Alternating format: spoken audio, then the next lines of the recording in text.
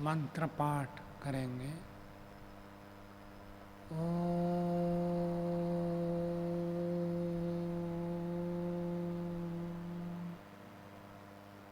सहना भवतु सहनौ भुनक्तु सह वीर्यं करवावहै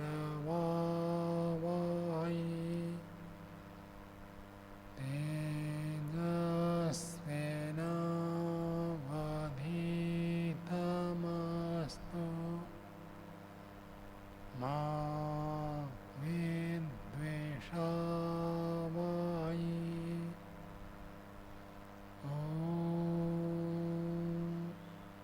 शांति शांति शांति।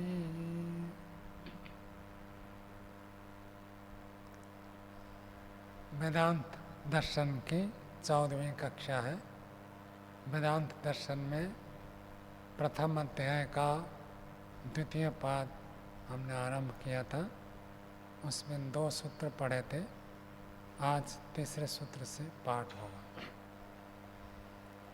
तो जैसे आपको बताया गया था, ये प्रथम अध्याय समन्वय अधिकरण है, समन्वय अध्याय है। इसमें समन्वय किया जाता है। कौन से शब्द से क्या लिया जाए और क्यों लिया जाए, तो उसके समन्वय को बताने के लिए यह अध्याय है। तो द्वितीय पाद का प्रारंभ में कह दिया, सर्वत्र प्रसिद्ध उपदेशात्। कहीं पर भी उपास्य के बारे में संशय हो तो वहाँ ब्रह्म का ही ग्रहण होगा और किसी का ग्रहण नहीं होगा। तो ऐसे बहुत जगह पर हमको मिलेगा। कहाँ पर ऐसे वाक्य आते हैं उपासना के लिए, यांग मेधाम देवगणा पितरश्च उपासते, उपासते शब्द आया है। तो जिस मेधा बुद्धि के लिए प्रार्थना है तो मेधा बुद्धि की उपासना करें, लेकिन यहाँ तो कहते हैं उपासना में केवल ब्रह्म को ही ग्रहण करना है। कोई ऐसे प्रश्न करे तो क्या उत्तर देंगे आप कि देखो वेद मंत्र तो कहता है मेधा बुद्धि की भी उपासना करनी चाहिए, मेधा बुद्धि चाहिए।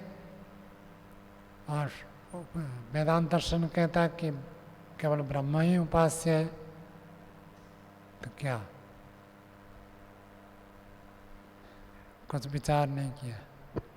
वहाँ भी जो मेधा बुद्धि की हम करेंगे उपासना, तो इसका जो मेधा जो ये गुण है ये ईश्वर का है, तो इस कारण से वो भी वहाँ भी ईश्वर की उपासना विपरीत है, क्योंकि ज्ञान गुण ईश्वर से ही प्राप्त होता है। आध्यात्मिक प्रसंग में उपासना जहाँ आएगी वहाँ ब्रह्म का ग्रहण है। बाकी लोक में तो उपासनाएं बहुत प्रकार होती है ना। सर्दी लगेगी तो क्या करेंगे, अग्नि की उपासना करेंगे, लेकिन वो आध्यात्मिक उपास्य नहीं है। आध्यात्मिक रूप से उपास्य कहे अथवा जीवन का जो अंतिम उपास्य है, कौन हमारे लिए सबसे अधिक सबसे अंतिम उपास्य है, वो है ब्रह्म। बाकी सब चीज़ों की उपासना करते हैं, माता पिता भाई बहन धन संपत्ति मकान, सबकी उपासना करनी पड़ती है। लेकिन अंतिम उपास्य आध्यात्मिक रूप से उपास्य परमात्मा होता है, ये बताना चाहते हैं। क्यों ब्रह्म को ही लेना है, तो उसके कारण बताया। जहाँ जहाँ पर उपासना प्रकरण है सब जगह केवल ब्रह्म को ही बताया गया। तो इस कारण से जहाँ भी आपको कहीं संदेह हो जाए या उपासना बताई किसकी उपासना करें, तो वहाँ में ब्रह्म का ही ग्रहण होगा। कुछ पूछना तो पूछ सकते। स्वामी जी, जो पहला सूत्र है उसमें ब्रह्ममुनि भाष्य में आखिरी पंक्ति में ये वाक्य है, तस्मादेव इदम वचनम संदिग्धम उपासनायाम विचारणीयत्वात् उदाहरणत्वेन उपादीयते सूत्रे। ये समझना था जी। जो छांदोग्य उपनिषद का वचन है, सर्वम खलु इदम ब्रह्म, ये वाक्य है, आगे कह दिया तत्जलान शांत उपासित। तो जो पीछे वाक्य था सर्वम खलु इदम ब्रह्म, सब कुछ, ये जो इदम का अर्थ जगत, इदम शब्द प्रत्यक्ष वस्तु के लिए प्रयोग होता है। तो ये जो प्रत्यक्ष जगत है उसका वर्णन कर दिया। तत्जलान इति, वो उत्पन्न होता है, लीन होता है और चेष्टा करता है। शांत उपासित, उपासित शब्द वहाँ पड़ा है, तो उपासित से किसको ग्रहण करें? तस्माद एवं वचने संदिग्धम उपासना में, उपासना में संदिग्ध हुआ, संदेह हो गया कि ब्रह्म की उपासना करें या जो ये सर्वम खलु इदम जगत है इसकी उपासना करें, संदेह हो गया ना। तो संदेह के विचारणीयत्वात्, उसमें विचार करने योग्य है, इसलिए उदाहरणत्वेन उपादीयते सूत्रे। तो इसलिए इस सूत्र का ये उदाहरण बनेगा। सूत्र कहता है कि सर्वत्र प्रसिद्ध उपदेशात, इसमें पंचमी है, तो उपदेशात पंचमी अर्थ क्या हो जाएगा आप बताइए? उपदेश होने से, कुछ और कहना चाहेगा नहीं कि जब भी होने से कहेंगे, वाक्य पूरा करने के लिए कुछ और चाहिए ना। जब कह दिया सब जगह ब्रह्म उपास्य के रूप से प्रसिद्ध उपदेश किया जाने से, आगे क्या कहना चाहते हैं?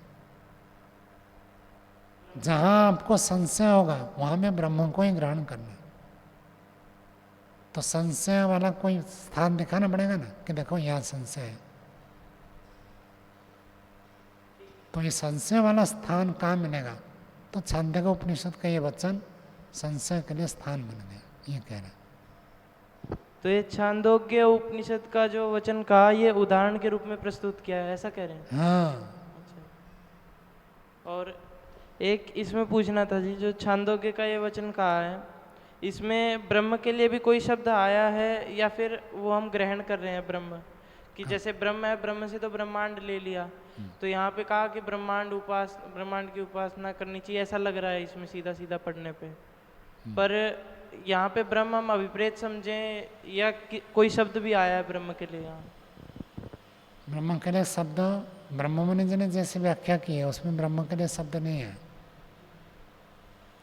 तो ब्रह्म को तो उन्होंने ब्रह्मांडवाचक माना है, तो इसलिए ब्रह्म के लिए और कोई शब्द नहीं है। खाली इसका तात्पर्य में वहाँ पहुँचते हैं, क्योंकि ये जो सारा जगत है ये जिससे उत्पन्न होता है, जिसमें लय होता है और जिसमें चेष्टा करता है, उसकी उपासना करो, ये उसकी को अध्ययन करना पड़ेगा। तो उसमें के लिए अलग शब्द नहीं है। तत् जो शब्द आया तज्जला नीति में, ये भी ब्रह्मांड के लिए ही आया, जगत के लिए। तत् तो पीछे के साथ जुड़ेगा ना। ठीक है। ये जो सर्वम खलु इदम तत्, तत् शब्द उसके लिए। और शांत है मतलब शांति से, इस प्रकार से। शांत का अर्थ राग द्वेष से रहित होकर उसकी उपासना करो, ये साधक का विशेषण। ठीक है। साधक के लिए। शांत का अर्थ मैंने कल बताया था, शांत भूत्वा, भूत्वा का अर्थ शांत होकर के, शांत होकर के उपासना करनी चाहिए। यदि चित्त में चंचलता है तो उपासना अच्छी नहीं होगी। तो सब संसार में तो उथल पुथल होता रहेगा, उसको छोड़कर शांत होकर आपको उपासना करनी है, ये कहना चाहते हैं।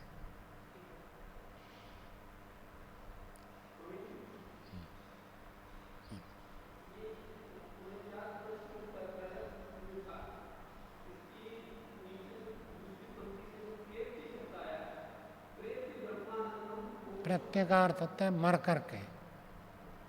जब ये शरीर मिला है हमको, यहाँ से जब मरकर चले जाते हैं उसको कहते हैं प्रेत्य। इतः प्रेत्य, इस शरीर से, इस संसार से मर करके। आगे देखिए 51वें पृष्ठ में जो दूसरे सूत्र का भाष्य था, पहली पंक्ति देखिए 51वें पृष्ठ में, सर्वमिदं अभ्यात, सारा जो जगत है अभ्यात, पकड़ा हुआ है, अवाकी अनादना, वो अवाकी है, उसकी वाणी नहीं है, परमात्मा की वाणी नहीं है। तो जबकि हम कह देते हैं वेद परमात्मा की वाणी है, वो गौण कथन है, ज्ञान के रूप में हम कह देते हैं, वास्तव में परमात्मा की ऐसी वाणी नहीं है, इसलिए उसको अवाक ही कह दिया। और आगे एक शब्द दिया अनादरः, जो किसी को आदर नहीं करता है। हम एक दूसरे से आदर करते हैं ना, तो मतलब जैसे राग द्वेष से युक्त होकर हम आकर्षित होते हैं, ऐसे आदर वो किसी को नहीं करता। और दूसरी बात है, परमात्मा विषयों के प्रति रुचि नहीं रखता। किसी को कोई चीज़ खाने में अच्छा लगता है, किसी को कोई चीज़ अच्छी लगती है, तो ईश्वर को कौन सी चीज़ अच्छी लगती है? लोग सब अलग अलग भगवान को अलग अलग प्रसाद चढ़ाते हैं ना। कृष्ण जी को अलग प्रसाद चढ़ाएंगे, शिव जी के मंदिर में अलग प्रसाद चढ़ता है, जगन्नाथ मंदिर में अलग चढ़ेगा, तो सब के अलग अलग चढ़ते हैं। परमात्मा को क्या आदर है? क्योंकि वो अनादर है, वो किसी को आदर नहीं करता कि ये चीज़ मुझे चाहिए। सारा संसार बनाया किसने? उसी ने तो बनाया, तो उसके लिए आदर अनादर की बात क्या है? जैसे माँ 4 बच्चे को पैदा करती है और कोई बच्चा लूला लंगड़ा हो जाए, तो भी वो उसके लिए आदर ही रहता है। माँ के लिए वो अनादर नहीं होता, माँ के लिए सब बराबर है। तो किसी को वो आदर करे, किसी को अनादर करे, ऐसे नहीं, सबके प्रति समान भाव है, राग द्वेष रहित। इसको अनादर कहा है। चलो हो गया, आगे चले। स्वामी जी एक प्रश्न और था जी। हाँ। जो ये दूसरा सूत्र है, इसमें छांदोग्य का जो प्रमाण दिया है जी, ये वाला मनोमय प्राण शरीर हो, जो गुण बताए हैं, ये तो ब्रह्म के बताए, तो ब्रह्म से यहाँ ईश्वर लिया है। और इससे पिछला जो श्लोक पिछले सूत्र में दिया था, उसमें ब्रह्म से ब्रह्मांड लिया था। देखो यहाँ ब्रह्म शब्द पढ़ा नहीं है, यहाँ तो व्याख्याकार ने अपनी ओर से कहा कि यहाँ ब्रह्म है। शब्द तो यही पढ़ा है, केवल मनोमय प्राण शरीर, इस वाक्य में ब्रह्म शब्द नहीं है जी। लेकिन ये विशेषण ब्रह्म का है। अच्छा, ऐसा तो यहाँ परमात्मा के लेंगे भी। परमात्मा ही है। ठीक है। और ये वाक्य वो पिछले वाक्य सर्वम खलेदम के तुरंत बाद ये वाक्य है। हाँ, इसीलिए पूछना था। तो उस वाक्य में जिसको बताया गया, जिसको उपास्य के रूप में बताया गया, उसी को ही यहाँ पर बता रहे हैं कि जिसकी आप उपासना करेंगे वो कैसे होना चाहिए? ऐसे। मनोमय प्राण शरीर महारूप सत्य संकल्प, जी, ये कहना चाहते। ठीक है। ठीक है।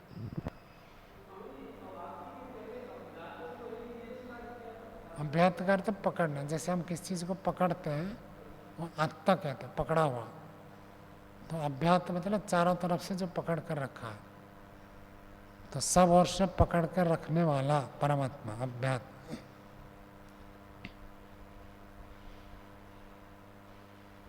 आगे देखिए, वेदांत दर्शन द्वितीय प्रथम अध्याय का द्वितीय पाद तीसरा सूत्र बोलिए। अनुभवत्यस्तु न शारीरः। अनुपत्ति का अर्थ था असिद्ध होने से।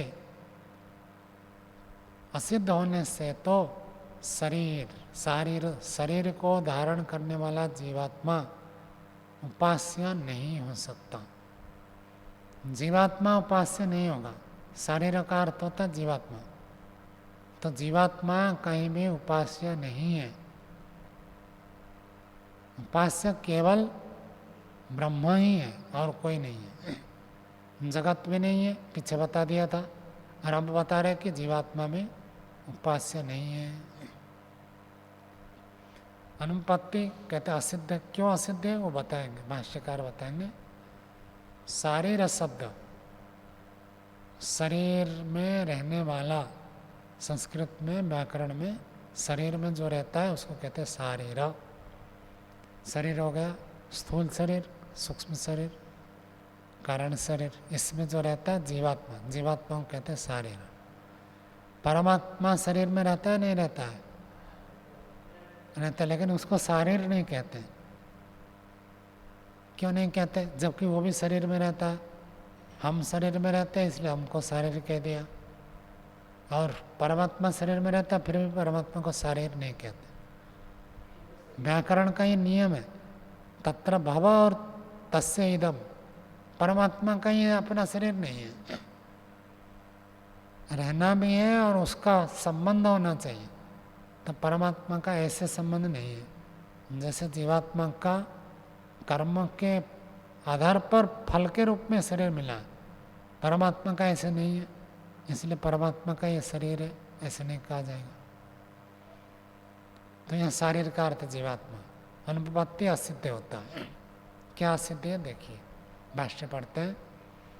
अनुपपत्ते है उक्त गुणानाम अनुपपन्नताया हेतुरपि शारीरः, शरीरे वर्णमान लिखा वर्तमान कर दीजिए, शरीरे वर्तमान जीव। तो जो जो गुण बताया गया जिसकी उपासना करेंगे उसके अलग अलग गुण सब बताए।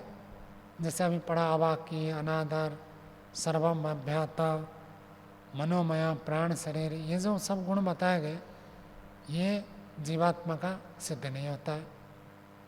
इस कारण से भी शरीर में जो वर्तमान जीवात्मा है न अत्र उपास्य, जीवात्मा को उपास्य कभी भी नहीं कह सकते। क्यों नहीं कह सकते हैं तो दे रहे, न ही सत्य संकल्पत्व सर्वलोक जायस्त्वदि गुण गणा जीव विद्यन्ते। तो जिसकी उपासना करनी चाहिए उसका वर्णन करते करते आगे चलकर बताया था सत्य संकल्प, जो केवल सत्य संकल्प वाला ही होता है वही उपास्य है। तो जीवात्मा तो सत्य संकल्प भी करता है और मिथ्या संकल्प भी करता है, तो जीवात्मा उपास्य नहीं हो सकता। कोई भी जीवात्मा ऐसे नहीं मिलेगा जो केवल सत्य संकल्प करता है। जीवन मुक्त योगी हो तो भी उसकी शरीर की कुछ आवश्यकताएं रहती हैं, तो सारे संकल्प तो उसके आत्मा के लिए होगा ऐसे नहीं है, शरीर के लिए भी होता है। और शरीर के लिए जो होता है वो व्यवहारिक रूप से तो ठीक है, पारमार्थिक रूप से असत्य होता है। जैसे आपको पूछूंगा आपकी आयु कितनी है तो आप क्या बताएंगे? 18 बताएंगे। और अगले साल पूछूंगा तो 19, तो आप जो 18 बताया ये बदल गया ना। तो ऐसे ईश्वर के संकल्प कभी परिवर्तित नहीं होते, हमारे संकल्प बदल जाते हैं, विचार संकल्प सब कुछ बदलता है। तो ईश्वर पूर्ण रूप से सत्य संकल्प से युक्त है। अभी आपको पूछा जाए आप जीवन में क्या करना चाहते हैं तो आप एक संकल्प बताएं कि मेरा संकल्प ये है, मैं जीवन में इस लक्ष्य को प्राप्त करना चाहता हूँ। और 10 साल के बाद पूछे तो कुछ बदल जाएगा, किसी किसी का लक्ष्य बदल ही जाता है। और बहुत सारे का तो ऐसे ही होता है, घर त्याग करके आते हैं, बड़ी भावना से प्रेरणा से आते हैं, उत्साहित होकर आते हैं, कालांतर में वो लक्ष्य नहीं रहता, दूसरे काम में लग जाते हैं, तो संकल्प बदल जाता।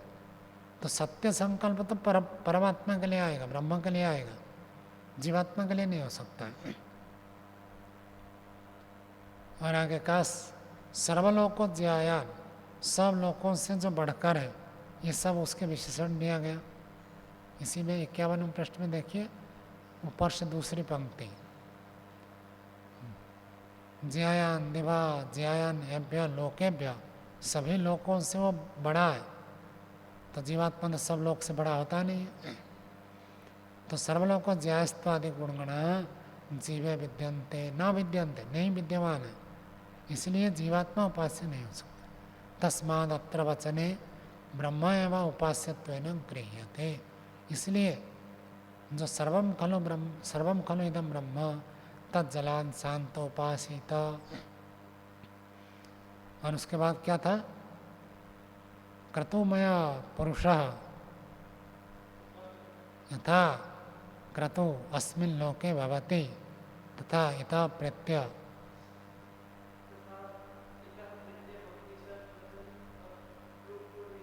क्रतुम कुर्वीत। तो जैसे क्रतु इस लोक में होता है ऐसे मरकर भी ऐसे ही बनता, ये बताया था। तो जीवात्मा की चर्चा उस वाक्य में है जिस वाक्य में उपासिता पड़ा है, उपासिता उपासना करे, तो कोई जीवात्मा को ग्रहण कर सकता है कि जीवात्मा कर्म करने वाला है और उसी की उपासना करने के लिए कह रहे हैं, तो जीवात्मा उपास्य नहीं है। बहुत सारे लोग ध्यान में केवल अपने गुरु का ही ध्यान करते, गुरु की उपासना करते, और उनकी तो मान्यता ऐसे है कि गुरु जो है गोविंद से भी बड़ा है,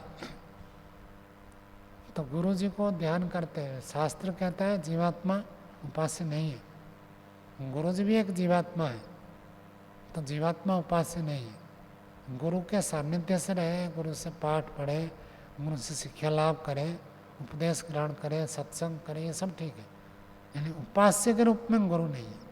उपास्य तो केवल ब्रह्म है। आगे देखिए, इत्थम एतत् सूत्रेण ब्रह्मणा भिन्ना जीव अस्ति इति मन्यमानः व्यासः जीवोपासनम प्रतिषेधति। एक अलग बात कह रहे हैं कि इस प्रकार से, इस सूत्र से ब्रह्म से भिन्न जीव का अस्तित्व सिद्ध होता है, ऐसे मानता हुआ व्यास जी जीव के उपासना का निषेध करते हैं। तो ब्रह्ममुनि जी कहना चाहते हैं सूत्र में जीवात्मा की उपासना निषेध किया गया। इससे क्या पता चलता है? जीवात्मा का अस्तित्व ब्रह्म के अस्तित्व से अलग है। यदि ब्रह्म के अस्तित्व से जीवात्मा का अस्तित्व अलग नहीं होता तो ये बताने की आवश्यकता नहीं थी। बात आपको समझ में आई? यदि जीव और ब्रह्म एक ही होता तो ब्रह्म की उपासना करनी है, तो ब्रह्म की उपासना करें और जीव को भी ब्रह्म मानेंगे, तो चाहे जीव की उपासना करो ब्रह्म की उपासना करो, दोनों बराबर हो जाएगा ना। तो जीव की उपासना नहीं करनी है। इससे सिद्ध क्या हो गया कि जीव अलग है और ब्रह्म अलग है। ब्रह्म की उपासना, हाँ बोलो। स्वामी जी इस प्रकार से हेतु दिया है स्वामी ब्रह्ममुनि जी ने, पर वो जो मानते हैं जीव को, वो तो इस रूप में मानते हैं कि अविद्या के योग से ब्रह्म जीव हो जाता है। तो वो इस प्रकार से भी तो अर्थ कर सकते हैं कि जो जीव जो अविद्या से युक्त है उसकी उपासना नहीं करनी, जो अविद्या से रहित है उसकी उपासना करनी है। उसकी चर्चा आ रही है, चर्चा ब्रह्ममुनि ने लिखा है, आगे पढ़ते हैं उसको।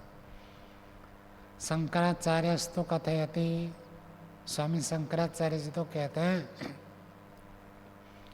परा एव आत्मा देह इंद्रिय मनो बुद्धि उपाधि भी परिच्छिन्न बालै शारीर इति उपचर्यते। शरीर लिखा है, शा कर दीजिए, शारीर इति उपचर्यते। तो शंकराचार्य जी इस सूत्र में नहीं, छठे सूत्र में भाष्य में लिखा है पर एव आत्मा। पर एव आत्मा का क्या अर्थ हुआ? परमात्मा ही। पर को आत्मा के साथ जोड़िए और एव को बाद में जोड़िए। परमात्मा ही, परमात्मा ही देह इंद्रिय मन बुद्धि उपाधियों के साथ जुड़कर परिच्छिन्न, परिच्छिन्न मतलब एक देशी, बालक बुद्धि वालों के द्वारा शारीर अर्थात जीव के नाम से व्यवहार किया जाता है, ऐसे स्वामी शंकराचार्य जी कहते हैं। तो कहते हैं बाल बुद्धि वाले जो है जीव कहते हैं, ज्ञानी लोग जीव नहीं कहते। जिनके बुद्धि बालक के समान है वो कहते हैं कि जीवात्मा अलग है, परमात्मा अलग है। परमात्मा ही क्या है? उपाधि के कारण से जीव हो जाता है। उपाधि क्या होती है? उपाधि कोई बताओ उदाहरण। जैसे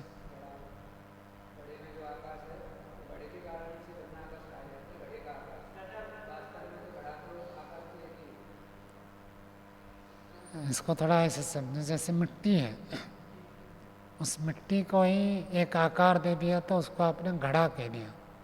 उसी मिट्टी को एक आकार दे दिया तो दीपक कह दिया। अभी दिवाली को दीपक जलाए तो मिट्टी ही है वास्तव में। एक उपाधि के कारण से उसको दीपक कह दिया, एक उपाधि के कारण से उसको घट कह दिया, एक उपाधि के कारण से उसको ईंट कह दिया और एक उपाधि के कारण से उसको और कुछ कह दिया। है मिट्टी, मिट्टी को ही अलग अलग अलग अलग कहते हैं, इसको कहते हैं उपाधि। हाँ, उपाधि समीपता से जिसको धारण करते हैं, और शास्त्र पढ़ने के बाद भी उपाधि देते हैं, उसको घटाओ कैसे घटेगा। आज जिसने शास्त्र पढ़ लिया उसको कह देंगे व्याकरणाचार्य हो गया, ये भी तो एक उपाधि है। ये कैसे? आत्मा सब बराबर है, आत्मा में कोई अंतर नहीं है। बाकी काले कह दिए ये जो आत्मा है इसको व्याकरणाचार्य कहेंगे, इस आत्मा को दर्शनाचार्य कहेंगे, इसको साहित्याचार्य कहेंगे, इसको साइंटिस्ट कहेंगे। ये एक आत्मा सब एक है, लेकिन उसमें उपाधियाँ अलग अलग है। इस रूप में उपाधि के भेद होने से भेद कथन हो जाता। ऐसे स्वामी शंकराचार्य जी व्याख्या करते। वास्तव में तो सब परमात्मा ही है। उपाधि के कारण से ये देवदत्त, ये यज्ञदत्त, ये विष्णुमित्र, ऐसे अलग अलग उपाधि से ये बनता है। ऐसे कह देते हैं ये माँ है, ये पुत्र है, ये पत्नी है, ये भाई है, ये बहन है, ये चांडाल है, ये ब्राह्मण है, ये सब उपाधि के भेद है, वास्तव में परमात्मा। ऐसे स्वामी शंकराचार्य जी मानते हैं कि सब कुछ परमात्मा ही है, केवल अलग अलग उपाधि के कारण से अलग अलग है। वास्तव में चीज़ में कोई अंतर नहीं है। जैसे मिट्टी में कोई अंतर नहीं है, वही मिट्टी ईंट है, वही मिट्टी घड़ा है, वही मिट्टी दीपक है। तो इसी प्रकार के उपाधि के कारण से अलग अलग होता है। और माल ही शारीर इति उपचर्यते, शरीर नाम से उसको व्यवहार करते हैं। आश्चर्यम अयम ही अत्र शंकर कथनम, स्वामी शंकराचार्य जी का कथन यह बहुत आश्चर्य है। क्यों आश्चर्य है?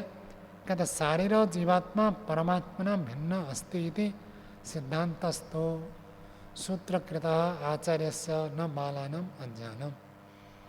ब्रह्ममुनि जी कह रहे हैं, स्वयं सूत्रकार महर्षि व्यास जी लिखते हैं अनुपपत्तिस्तु न शारीर। तो शरीर जो है जीवात्मा है और वो परमात्मा से भिन्न है। भिन्न है इसलिए तो उसको सिद्धांत को सूत्रकार आचार्य व्यास जी ने प्रस्तुत किया। न बालानाम अज्ञानम, सूत्रकार कोई बालक बच्चा अज्ञान तो है नहीं, और शरीर को अलग कह रहे। तो ऐसे उन्होंने जो व्याख्या की है बहुत आश्चर्य है। मालाना मूर्खाणाम अपनी मंतव्यम सिद्धांत रूपेण स्थाप्यते न ही ऐसा शिष्टाचार। तो सूत्रकार कभी किसी बालक के मूर्खों के बातों को सिद्धांत पक्ष के रूप में प्रस्तुत कर दे, ये शिष्टाचार नहीं है। पूर्व पक्षी में तो आ सकता है, पूर्व पक्षी तो कुछ भी बोल सकता है, तो प्रश्न करता तो कुछ भी बोल सकता है, लेकिन सिद्धांत के रूप में कभी नहीं है। और सिद्धांत का सूत्र स्वामी शंकराचार्य जी ने माना है, तो सिद्धांत के रूप में रख रहे हैं और बालकों का मत कह रहे हैं, ये गलत है। उत्तर पक्षीय तो सत्य सिद्धांत एवं स्थाप्यते। तो शास्त्र में कहीं भी यदि उत्तर पक्ष होता है, पूर्व पक्ष में गलत बात भी हो सकती है, सिद्धांत पक्ष में तो, उत्तर पक्ष में तो सत्य सिद्धांत स्थापित किया जाता है। अनुपपत्तिस्तु न शारीर इति सूत्रम उत्तर पक्षस्य, ये तो उत्तर पक्ष का सूत्र है। न च अन्यत्र क्वचित आर्षशास्त्रेषु जीवसत्तायाः स्वीकाराणां मूर्खतानां मतम निगदितम। कहते हैं और भी किसी आर्ष ग्रंथ में, ऋषियों के ग्रंथ में कहीं पर भी जीवात्मा की सत्ता को, अस्तित्व को स्वीकार करना मूर्खों का मत है, ऐसे नहीं कहा गया। योग दर्शन में, सांख्य दर्शन में बकायदा जीवात्मा का अस्तित्व को अलग से बताया गया। ब्रह्म अलग है, जीव अलग बताया, तो स्पष्ट रूप से बताया गया। तो इसलिए आर्ष ग्रंथ में तो ये नहीं है कि जीवात्मा को अलग मानना मूर्खता है। तस्मात् शारीरो जीवो ब्रह्मण स्वरूपतः भिन्न एवं। इसलिए शरीर जो जीव है, शरीर जीव का अर्थ शरीर में रहने वाला जो जीवात्मा है, ब्रह्म से स्वरूपतः भिन्न एवं, स्वरूप से ही भिन्न है, मानने से भिन्न है ऐसी बात नहीं है। अतो अत्र शंकरवश्यम अयुक्तम है, इसलिए स्वामी शंकराचार्य जी का भाष्य अयुक्त ही है। आपके प्रश्न का उत्तर हुआ या नहीं हुआ? यदि कोई कहेगा अज्ञान, हाँ बोलो, पूछना तो पूछो आप। यहाँ पे तो स्वामी जी ये जो इन्होंने बात कही थी कि ये बालकों के द्वारा कहा जाता है शारीरा, तो इस बात का खंडन हुआ है। पर इस बात का तो जैसे उन्होंने जो ये उनका पक्ष है कि उपाधि के कारण से जीव हो जाता है ब्रह्म, उस पक्ष का तो खंडन नहीं हो पाया है। तो उपाधि के कारण से ब्रह्म जीव बन जाता है, उनके पक्ष में पूछा जाएगा कि उपाधि क्या चीज़ है, और ब्रह्म है या ब्रह्म से अलग चीज़ है? ब्रह्म से अलग तो कुछ भी नहीं मानते, तो वही खंडित होगा। और माना उपाधि को काल्पनिक माने, उपाधि को कह दिए उपाधि जो है काल्पनिक है, वास्तविक नहीं है। जैसे कोई व्यक्ति पढ़ाई लिखाई करता है, अब उसको आचार्य की उपाधि दे दी गई, आज उपाधि दे दी गई, कल के और आज में कोई अंतर थोड़ी है उसके। कल भी वही व्यक्ति था, आज भी वही व्यक्ति है। आज हमने उपाधि देकर आचार्य पद घोषित कर दिया, कल भी तो इतनी ही योग्यता थी, केवल उपाधि दे दी गई, ये काल्पनिक है, वास्तविक कुछ नहीं।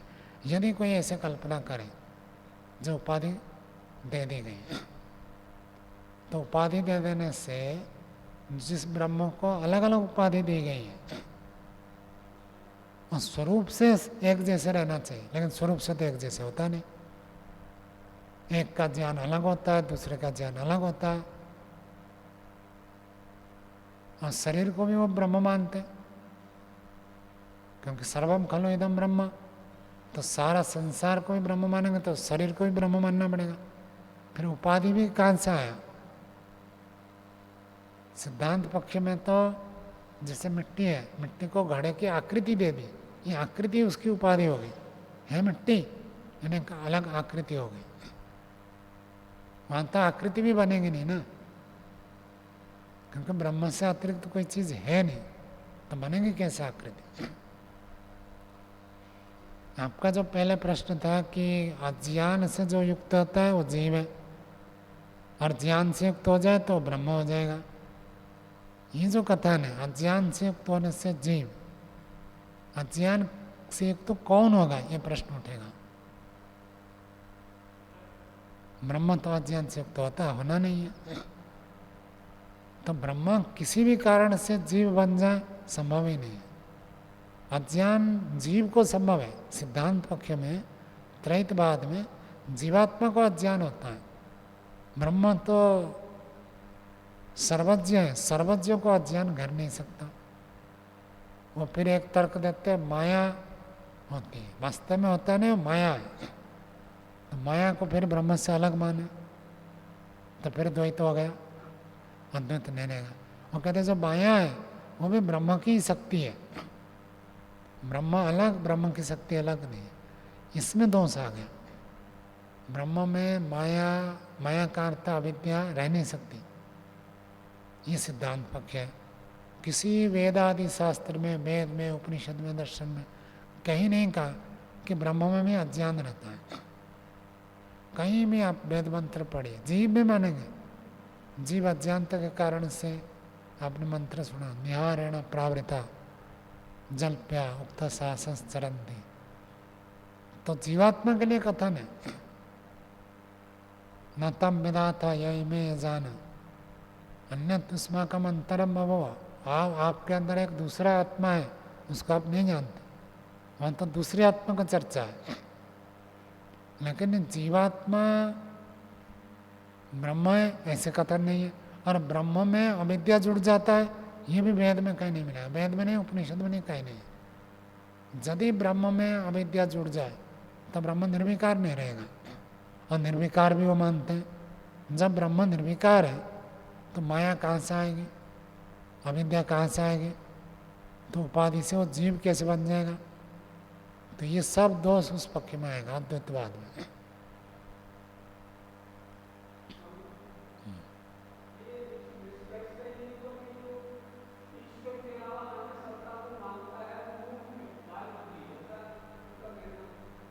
हाँ, उनका ये कहना है ब्रह्म ही जीव बन जाता है, ब्रह्म ही जगत बनता है। ऐसे स्वामी शंकराचार्य जी का मत है। ब्रह्म निवर्तन के कारण से जगत बन गया, अपने स्वरूप को विस्तार करके वो जगत बन गया, जीव बन गया, ऐसे वो लोग मानते हैं।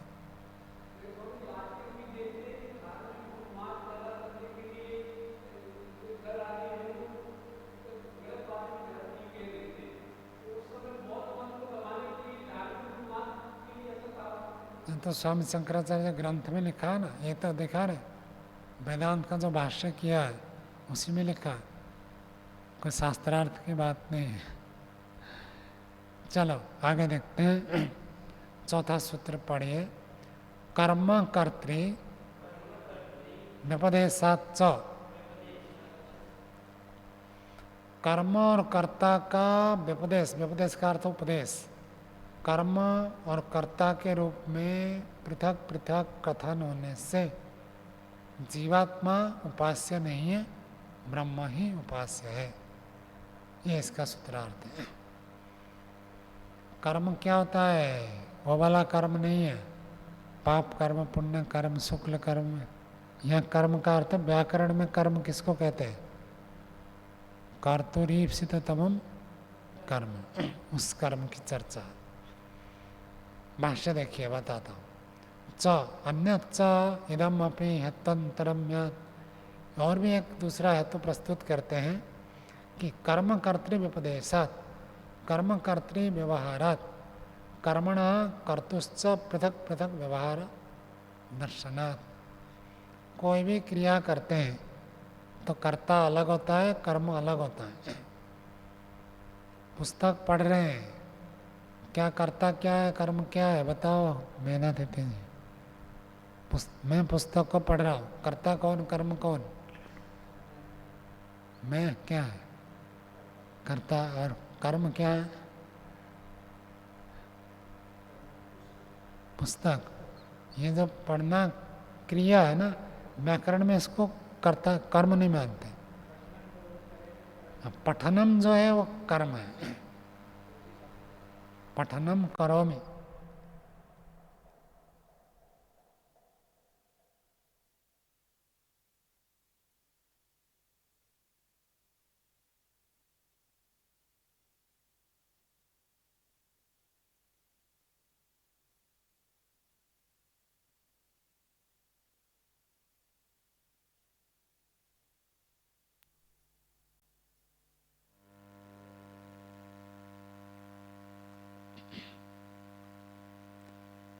तो इसमें कर्म का अर्थ होता है कर्तुरीप्सिततम कर्म, व्याकरण का सूत्र है।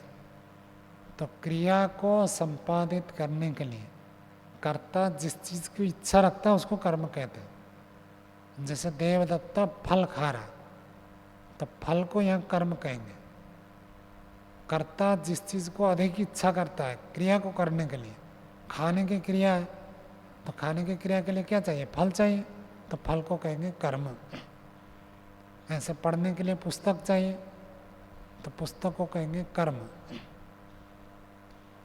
तो ऐसे जब ईश्वर की उपासना करेंगे तो उपासना की क्रिया, तो उस क्रिया का भी कोई ना कोई कर्म होगा। किसकी उपासना करेंगे? जिस चीज़ की उपासना करते हो उस चीज़ को संस्कृत व्याकरण के हिसाब से कर्म कहते हैं। तो कर्मणा कर्तुश्च पृथक पृथक व्यवहार दर्शनात्, कर्ता अलग होता है और कर्म अलग होता है। कर्ता कर्ता, और पढ़ा होगा ना अपने अनुवाद में, कर्ता ने कर्म को करण से संप्रदान के लिए, ऐसे कर्ता ने कर्म को, जिसमें को आता है उसको संस्कृत में कर्म कहते हैं। फल को खा रहा, गाँव को जा रहा, पुस्तक को देख रहा, तो जिसको वो कर्म होता है। तो कर्म अलग है, कर्ता अलग है। आगे देखिए, यतो ही तदग्रे एतम इतः प्रत्यय अभिसंभविता अस्मि। इस वाक्य में कर्ता कौन है मनोज जी? एतम इतः प्रत्यय अभिसंभविता अस्मि। कर्ता कौन है? मैं, अस्मि शब्द आया, भवितास्मि, भवितास्मि शब्द, मैं हो जाऊंगा। तो भवितास्मि एक क्रियापद है, इसका कर्ता होता है मैं। और इतः प्रत्यय, यहाँ से जा करके एतम, एतम में कौन सी व्यक्ति है?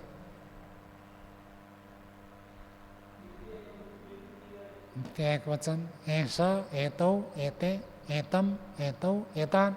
तो एतम द्वितीय एक वचन, और द्वितीय व्यक्ति किस में होता है? कर्म में। तो एतम शब्द जो है कर्म है। मैं इसको प्राप्त करूं, प्राप्त करूंगा, जिसको प्राप्त करूंगा तो वो उपास्य है।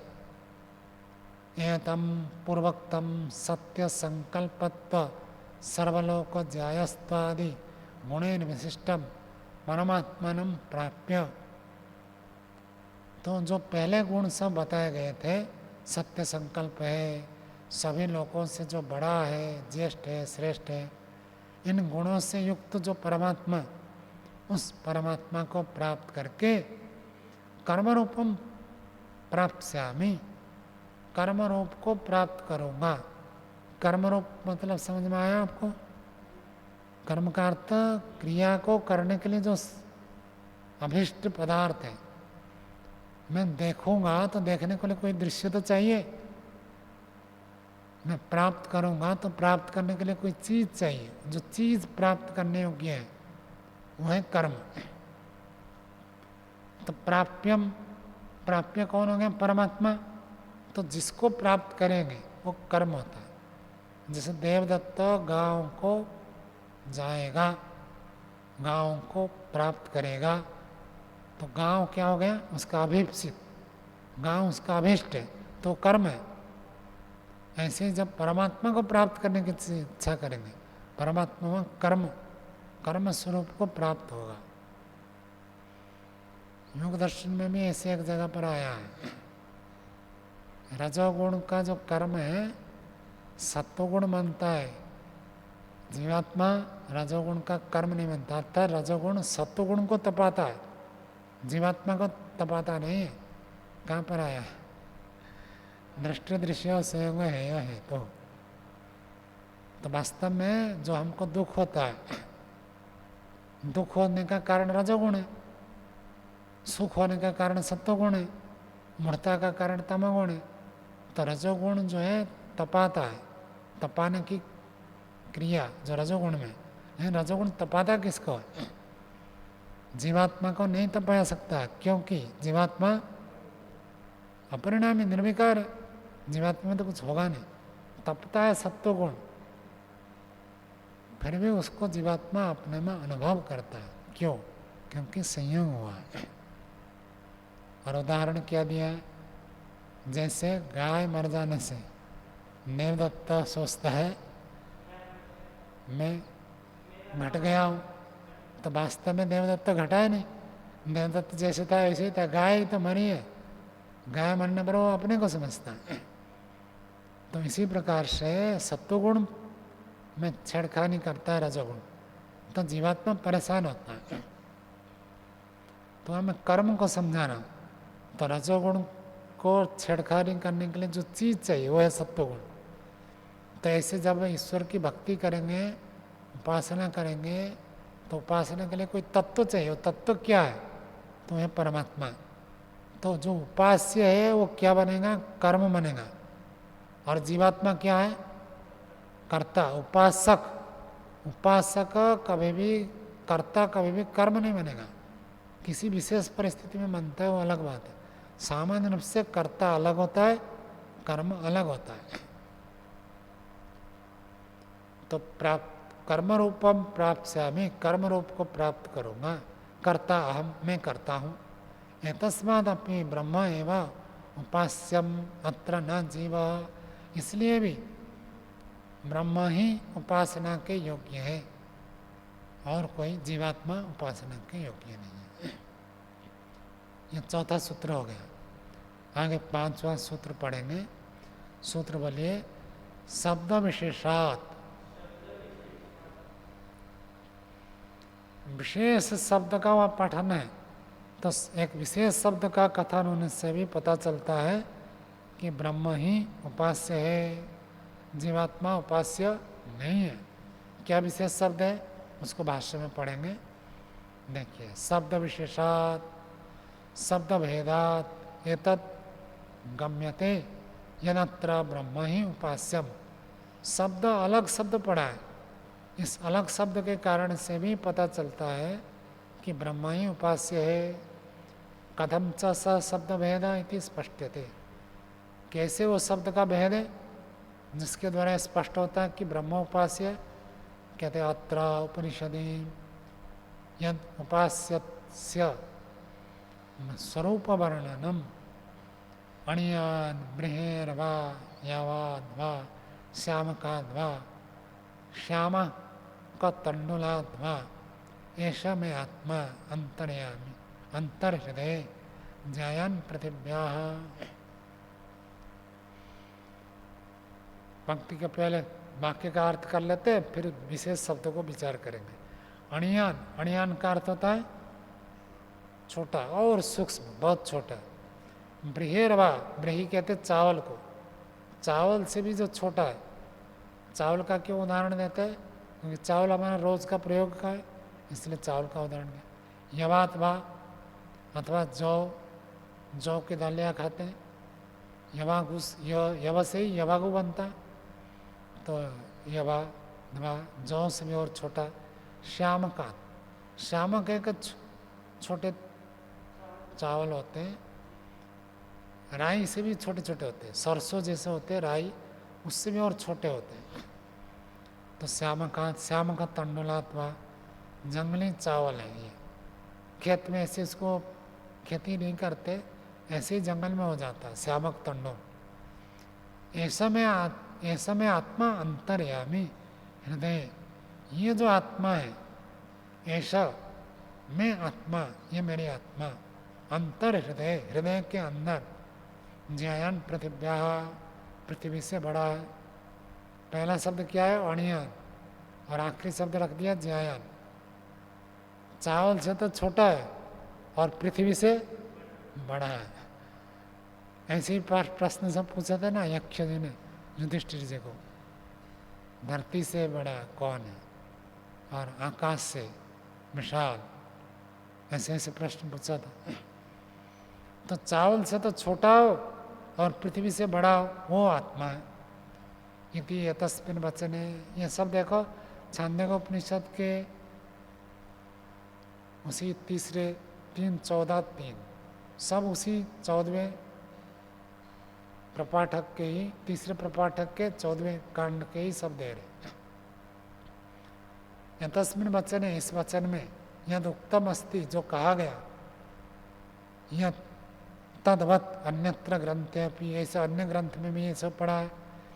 यथा बृहिर्वा यवो वा श्यामको वा श्यामक तंडुलो वा एवं अयम अंतरात्मन पुरुष हिरण्मय। यथा जैसे मृही चावल हो, जौ हो, श्यामक हो अथवा श्यामक चावल हो, एवं अयम अंतरात्मन पुरुष, ये जो अंतरात्मा में पुरुष है वो हिरण्मय है। तो भेदेन खलो निर्देश्यते, भेद से निर्देश किया जाता है। क्या भेद दिखा रहे हैं? आत्मा में और एक आत्मा है, ऐसा में आत्मा अंतर्यामी, ये जो आत्मा मेरे अंदर है, तो मैं एक आत्मा हूँ और मेरे अंदर एक आत्मा है। जो आत्मा मेरे अंदर है वो उपास्य है, वो चावल से भी छोटा है और पृथ्वी से भी बड़ा है। जो ऐसे है वो उपास्य है। इसका मतलब जीवात्मा उपास्य नहीं है। यह छांदोग्य, जो छांदोग्य उपनिषद ने बताया, अंतर हृदय ज्यायान पृथिव्या इति उत्तम। अंतर हृदय, हृदय के अंदर पृथ्वी से बड़ा, ये जो कहा गया है, अंतर हृदय के स्थाने अंतरात्मन अंतरात्मने इति प्रयुज्यते। सतपद ब्राह्मण में उसको अंतरात्मन पढ़ा है, यहाँ अंतर हृदय पढ़ा है छांदोग्य में, और सतपद ब्राह्मण में अंतरात्मन पढ़ा, अंतरात्मनि आत्मा में है। एवं अंतरात्मन भिन्न स पुरुष जैन पृथिव्या उपास्यते सिद्धम। इससे क्या पता चलता है? आत्मा के अंदर जो दूसरे आत्मा है, वो आत्मा जो कि पृथ्वी से बड़ा है, वो उपास्य है। खुद जीवात्मा तो पृथ्वी से बड़ा नहीं है। जीवात्मा तो अणु स्वरूप एक देशी है, एक शरीर में ही रहता है। तो जीवात्मा शरीर में ही रहता है, शरीर के अंदर आत्मा है। उस आत्मा में रहने वाला जो दूसरा आत्मा है वो पृथ्वी से बड़ा है और वो उपास्य है, ऐसे शास्त्र में बताया है।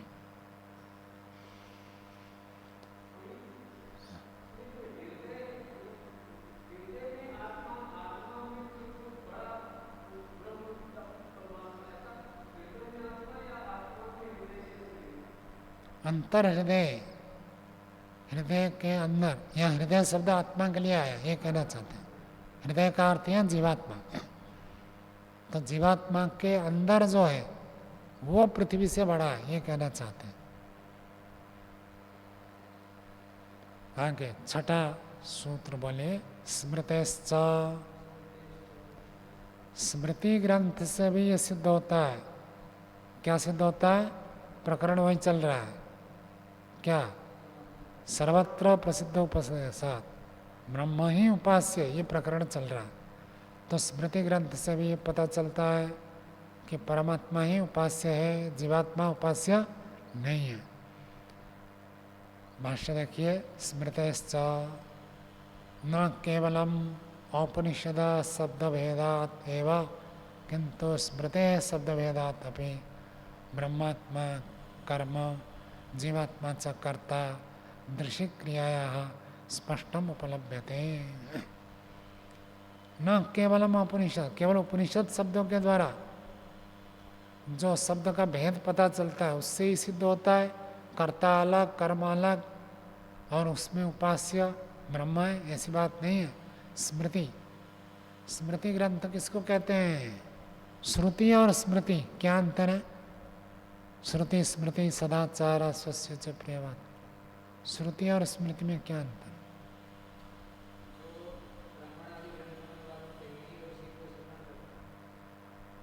श्रुति का अर्थ होता है, श्रुति का सीधा अर्थ होता है वेद। वेद और जो वेद के व्याख्यान ग्रंथ है उनको भी श्रुति माना जाता है।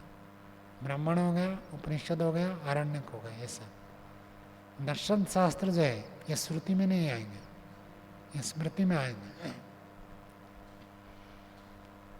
जो आपने सुना है वो ठीक है। वेद के सिद्धांतों को स्मरण करके जो बातें लिखी गई हैं उसको स्मृति कहते हैं। मनुस्मृति है, वो भी स्मृति ग्रंथ है। तो इसमें श्रुति तो सीधा वेद, वेद और वेद से डायरेक्ट कनेक्टेड जो है उनको श्रुति कहते हैं, और जो परोक्ष से वेद की व्याख्या करते हैं उनको स्मृति कहते हैं। शतपथ आदि ब्राह्मण ग्रंथ में तो सीधा सीधा वेद के मंत्र पढ़े हैं, और वेद मंत्र से उनके व्याख्यान मिलता है। तो इसलिए वो श्रुति में आते हैं ब्राह्मण ग्रंथ में, इसमें नहीं है। उपनिषद में आपने पढ़ा, बहुत सारे वेद मंत्र उपनिषद में आते हैं, इसलिए उनको श्रुति कह देते हैं। स्मृति ग्रंथ उससे अलग है, लेकिन ऋषिकृत ग्रंथ ये भी। देखिए भाष्य पढ़ते हैं आगे। ब्रह्मात्मा कर्म जीवात्मा च कर्ता दृश्य क्रियाया। ब्रह्मा को कर्म माना गया, जीवात्मा को कर्ता माना गया। तो कर्म और कर्ता कब होंगे? कोई ना कोई क्रिया होनी चाहिए। तो क्रियापद क्या है? कहते हैं दृश्य क्रिया। दृश्य क्रिया क्या है? दृश्य क्रिया देखना, मतलब ईश्वर साक्षात्कार, उपासना की चर्चा चल रही है ना। उपासना में ईश्वर को प्राप्त करना, साक्षात्कार करना, ये जो साक्षात्कार की क्रिया है, इस क्रिया में कर्ता तो हो गया जीवात्मा और कर्म हो गया ब्रह्म। क्योंकि बिना कर्म के क्रिया नहीं होगी। कर्म होगा तभी आप क्रिया करेंगे। खाने के लिए फल चाहिए, भोजन चाहिए, कोई चीज़ होगी तब तो आप खाएंगे। तो क्या चीज़ है जिसकी उपासना करते हैं? तो वह ब्रह्म।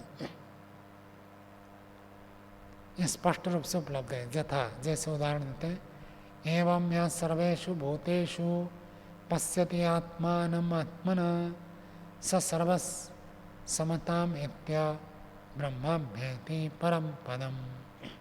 मनुस्मृति का श्लोक है, ये 12 अध्याय। 12 अध्याय जो है मोक्ष प्राप्ति के लिए बताया गया है।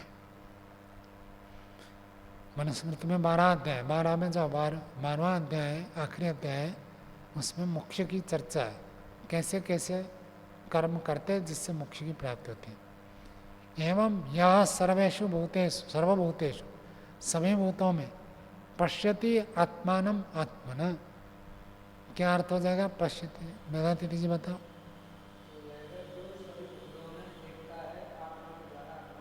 हाँ, आत्मा का द्वारा आत्मा मतलब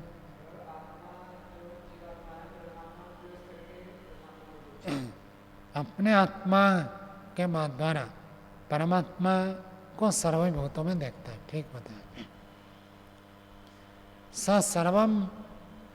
स सर्वसमताम इत्य, सर्वसमताम इत्य, इत्य का अर्थ प्राप्त करके, सबको एक रूप प्राप्त कर लेता है। यदि आप सबके अंदर परमात्मा को देखेंगे तो गुस्सा किसके ऊपर करेंगे? कर ही नहीं सकते, सबके अंदर परमात्मा है। कौन से वेद मंत्र में ऐसा आता है?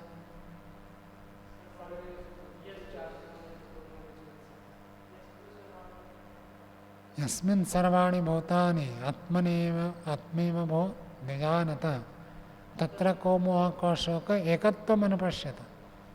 एक परमात्मा को जो सर्वत्र देखता है, और वो भी जोड़ सकते हैं आप जो बता रहे थे, यस्तु सर्वाणि भूतानि आत्मनेवानुपश्यति सर्वभूतेषु च आत्मानं ततो न विचिकित्सति।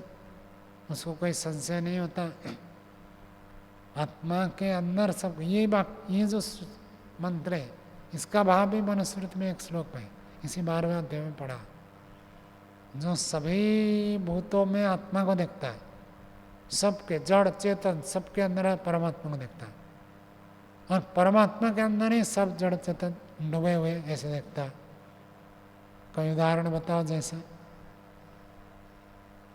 रसगुल्ला होता है ना, चाशनी के अंदर डूबा हुआ रहता है, तो चाशनी के अंदर रसगुल्ला है और रसगुल्ला के अंदर चाशनी है। तो ऐसे परमात्मा चाशनी जैसे है, इतना अमृत है, आनंद है, उसी के अंदर सब डूबे हुए हैं, और जो सब उसके अंदर डूबे हुए हैं उन सब के अंदर भी परमात्मा प्रविष्ट है। उसी बात को यहाँ कहते हैं, यह सर्वभूतेषु पश्यति, जो सभी भूतों में देखता है, आत्मा के द्वारा ही परमात्मा को देखता है। स सर्वम समताम इत्य, स सर्वम सब कुछ को, सर्वसमता सबको समान रूप से इत्य प्राप्त करके, जान करके, ब्रह्म अभ्येति परम पदम, सर्वसमताम इत्य ब्रह्म, ब्रह्म को प्राप्त कर लेता है, और अभ्येति परम पदम ब्रह्म, जो परम पद ब्रह्म है उसको प्राप्त कर लेता है। परम पद वेद मंत्र में कहाँ आया? तद विष्णु परमम पदम। कौन सा पद है वो? पद मतलब क्या है वो? तद विष्णु परमम पदम, पद का अर्थ क्या है वो? है आधार,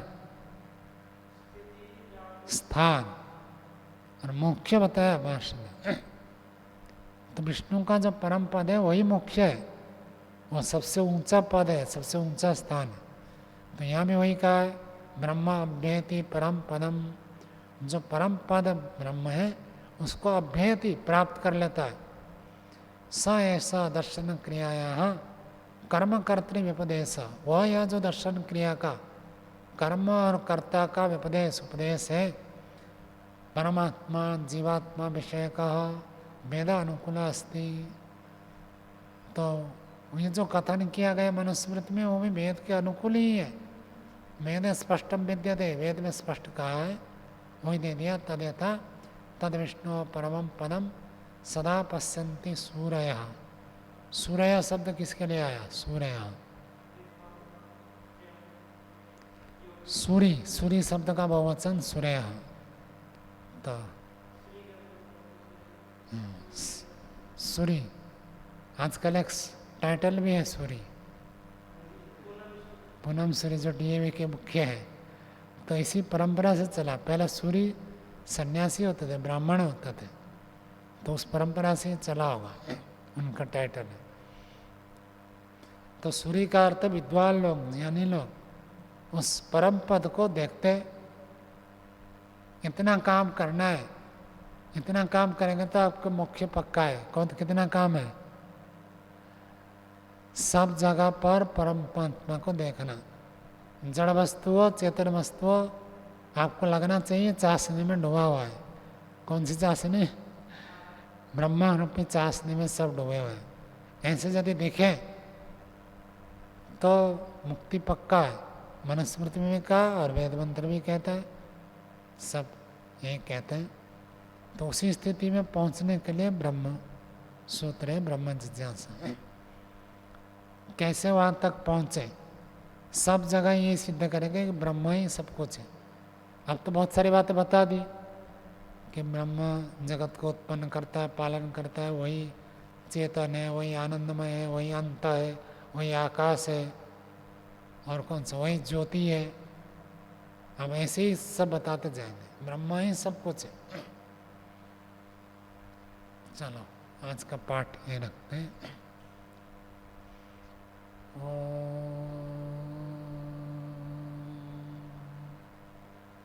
शांति शांति शांति। सर्वे